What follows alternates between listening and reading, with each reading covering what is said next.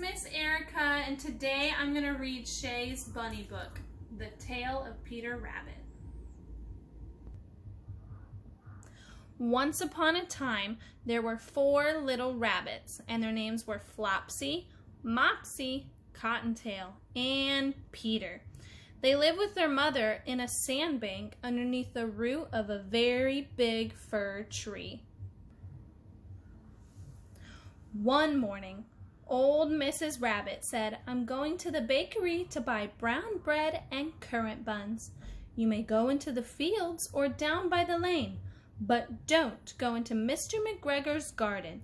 Your father had an accident there. He was put in a pie by Mrs. McGregor."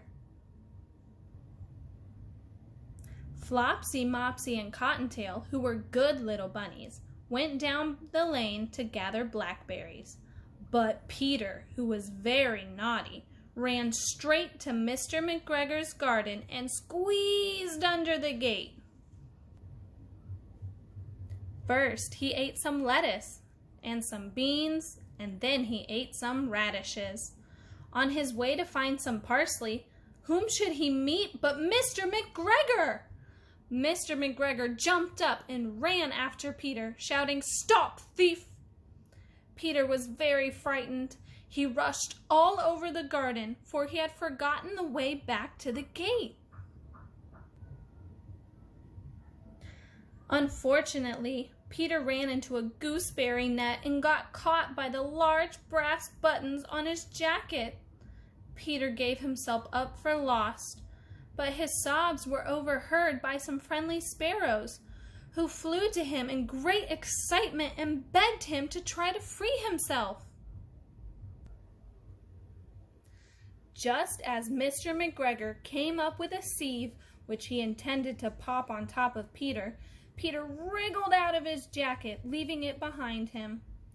He rushed into the tool shed and jumped into a watering can.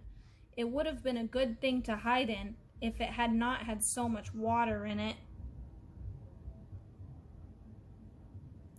Mr. McGregor was quite sure that Peter was somewhere in the tool shed, perhaps hidden underneath a flower pot.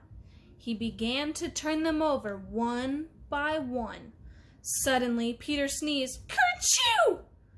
Mr. McGregor was after him in no time, but Peter jumped out of the window. Fortunately, the window was too small for Mr. McGregor.